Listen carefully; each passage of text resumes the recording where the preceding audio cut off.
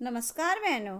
आज हम आपको बरूथनी एकादशी की पूजा विधि, महत्व तथा कथा बताएंगे। बरूथनी एकादशी मनुष्य के सभी पापों को नष्ट करने वाली एकादशी मानी जाती है। बैसाख मास के कृष्ण पक्ष की एकादशी को बरूथनी एकादशी के नाम से जाना जाता है। आज देश भर में बरूथनी एकादशी का पर्व मनाया जाता है। बरूथनी एकादशी व्रत पूजा विधि। एकादशी के दिन व्रत करने वाले व्यक्ति को सुबह सूर्योदय से पूर्व उठना चाहिए। किसी पवित्र सरोवर, नदी या तालाब में स्नान करना चाहिए। एकादशी के दिन कलश की स्थापना करके श्रीफल अर्थात नारियल, आम के पत्ते, लाल रंग की चुनरी या कलाई नारा बांधे। इसके बाद कलश देवता एवं भगवान मधुसूदन की धूप दीप जलाकर पूजा करें। भगवान विष्णु को मिष्ठान, ऋतुफल यानी खरबूजा, आम आदि चढ़ाकर भजन कीर्तन एवं मंत्र जाप करना चाहिए। इसके बाद ब्राह्मणों को भोजन कराएं और अपने सामर्थ्य के अनुसार उन्हें भेंट और दक्षिणा दें और उनका आशीर्वाद लें। बरूथनी एकादशी की कहानी। एक बार अर्जुन श्री कृष्ण से कहते हैं, हे प्रभु, वैशाख माह के कृष्ण पक्ष की एकादशी का क्या नाम है तथा उसका क्या विधान है और उससे किस फल की प्राप्ति होती है? कृपया करके आप मुझे बताएं। श्री कृष्ण जी कहते हैं, हे अर्जुन, वैशाख माह के कृष्ण पक्ष की एकादशी का नाम बरूथनी एकादशी है। यह सौभाग्य प्रदान करने वाली है। इसका उपवास करने से प्राणी के समस्त पाप नष्ट हो जाते हैं। यदि उस उपवास को दुखी सधवा स्त्री करती है तो उसे सौभाग्य की प्राप्ति होती है। बरूथनी एकादशी के प्रभाव से ही राजा मानधाता को स्वर्ग की प्राप्ति हुई थी। इसी प्रकार धुंधुमार आदि भी स्वर्ग को गए थे। बरूथनी एकादशी के उपवास का फल 10 सहस्त्र वर्ष तपस्या करने के फल के समान है। कुरुक्षेत्र में सूर्य ग्रहण के समय जो फल एक बार स्वर्ण दान करने से प्राप्त होता है, वही फल बरूथनी एकादशी का उपवास करने से प्राप्त होता है। इस व्रत से प्राणी इस लोक और परलोक दोनों में सुख पाते हैं। वे अंत में स्वर्ग के भागी बनते हैं। हे राजन, इस एकादशी का उपवास करने से मनुष्य को इस लोक में सुख और परलोक में मुक्ति प्राप्त होती है। शास्त्रों में कहा गया है कि घोड़े के दान से हाथी का दान श्रेष्ठ है और हाथी के दान से भूमि का दान श्रेष्ठ है। इनमें श्रेष्ठ तिलों का दान है। तिल के दान से श्रेष्ठ है स्वर्ण का दान और स्वर्ण के दान से श्रेष्ठ है अन्न दान। संसार में अन्न दान से श्रेष्ठ कोई भी दान नहीं है। अन्न दान से पितृ, देवता, मनुष्य आदि सब तृप्त हो जाते हैं। कन्यादान को शास्त्रों में अन्नदान के समान माना गया है। बरूथनी एकादशी के व्रत से अन्नदान तथा कन्यादान दोनों श्रेष्ठ दानों का फल मिलता है।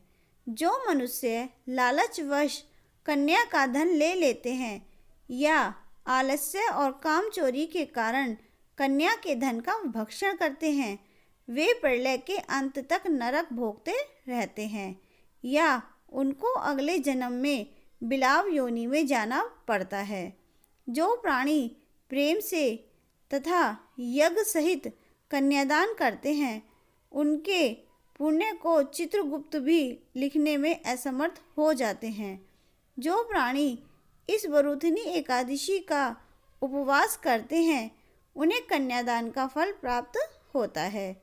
बरूथनी एकादशी का व्रत करने वाले को दशमी के दिन से इन वस्तुओं का त्याग कर देना चाहिए। ये वस्तुएं हैं कांसे के बर्तन में भोजन करना, मांस, मसूर की दाल, चना, कोदो, मधु यानी शहद, दूसरे का अन्न आदि।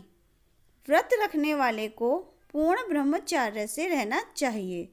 रात को सोना नहीं चाहिए, अपितु सारा समय शास्त्र चिंतन और भजन कीर्तन आदि में लगाना चाहिए। दूसरों की निंदा तथा नीच पापी लोगों की संगत भी नहीं करनी चाहिए। क्रोध करना या झूठ बोलना भी नहीं बोलना चाहिए। तेल तथा अन्न को भी ग्रहण करने की मनाही है। हे राजन, जो मनुष्य इस एकादशी का व्रत विधान पूर्वक करते हैं उन्हें स्वर्गलोक की प्राप्ति होती है। अतः मनुष्य को निकृष्ट कर्मों से डरना चाहिए। इस व्रत के महात्म्य को पढ़ने से 1,000 गोदान का पुण्य प्राप्त होता है। इसका फल गंगा में स्नान करने के फल से भी अधिक होता है। प्रत्येक एकादशी के महत्व को बताने वाली एक खास कथा हमारे पौराणिक ग्रंथों में है। वरुधनी एकादशी की भी एक कथा है जो इस प्रकार है। बहुत समय पहले की बात है। नर्मदा किनारे एक राज्य था जिस पर मानधाता नामक राजा राज्य करते थे। राजा बहुत ही पुण्यात्मा थे। अपनी दानशीलता के लिए वे दूर दूर तक प्रसिद्ध थे। वे तपस्वी भी और भगवान विष्णु के उपासक भी थे। एक बार राजा जंगल में तपस्या के लिए चले गए और एक विशाल वृक्ष के नीचे अपना आसन लगाकर तपस्या आरंभ कर दी। वे अभी तपस्या में ही लीन थे। एक जंगली भालू ने उन पर हमला कर दिया। वह उनके पैर को चबाने लगा, लेकिन राजा मानधाता तपस्या में ही लीन रहे। भालू उन्हें घसीट कर ले जाने लगा तो ऐसे में राजा को घबराहट होने लगी। उन्होंने तपस्वी धर्म का पालन करते हुए क्रोध नहीं किया और भगवान विष्णु से ही इस संकट से उबारने की गुहार लगाई। भगवान अपने भक्त पर संकट कैसे देख सकते हैं? विष्णु भगवान प्रकट हुए और भालू को अपने सुदर्शन चक्र से मार गिराया, परंतु तब तक भालू राजा के पैर को लगभग पूरा चबा चुका था। राजा बहुत दुखी थे और दर्द में थे। भगवान विष्णु ने कहा, वत्स, विचलित होने की आवश्यकता नहीं है। वैशाख मास के कृष्ण पक्ष की एकादशी को, जो कि वरुधनी एकादशी कहलाती है, पर मेरे वराह रूप की पूजा करना। व्रत के प्रताप से तुम पुनः संपूर्ण अंगों वाले हष्ट-पुष्ट हो जाओगे। भालू ने जो भी तुम्हारे साथ किया, यह तुम्हारे पूर्व जन्म के पाप का फल है। इस एकादशी के व्रत से तुम्हें सभी पापों से मुक्ति मिल जाएगी। भगवान की आज्ञा मानकर मानधाता ने वैसा ही किया और व्रत का पारण करते ही उन्हें जैसे नवजीवन मिला हो। वह फिर से हष्ट-पुष्ट हो गया। अब राजा और भी अधिक श्रद्धा भाव से भगवत भक्ति में लीन रहने लगा। वरुधनी एकादशी का महत्व। वरुधनी एकादशी तिथियों में श्रेष्ठ मानी जाने वाली एकादशी है। वरुधनी शब्द संस्कृत भाषा के वरुथिन से बना है, जिसका मतलब है प्रतिरक्षक, कवच या रक्षा करने वाला। मान्यता है कि इस एकादशी का व्रत करने से विष्णु भगवान हर संकट से भक्तों की रक्षा करते हैं। इस दिन जो व्यक्ति ब्राह्मणों को फलों और सोना आदि दान करते हैं, उसे करोड़ों वर्ष की तपस्या करने का फल मिलता है। इतना ही नहीं, इस दिन किए गए व्रत का फल कन्यादान करने जितना मिलता है।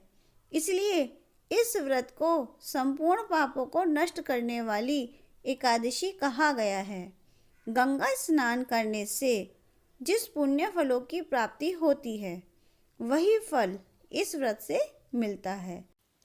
शास्त्रों की माने तो वरुधनी एकादशी के व्रत का फल 1000 गोदान के बराबर माना गया है। यदि इस व्रत को महिलाएं करती हैं तो उन्हें सौभाग्य की प्राप्ति होती है। जो भी महिला यह व्रत करती है उसके जीवन में धन, संतान, परिवार में सुख, किसी भी प्रकार की समस्या नहीं होती। सूर्य ग्रहण के समय किए गए दान के बराबर ही इस व्रत को करने का फल मिलता है। इस व्रत की महिमा हाथी के दान और भूमि दान से भी बड़ी है। बोलो विष्णु भगवान की जय।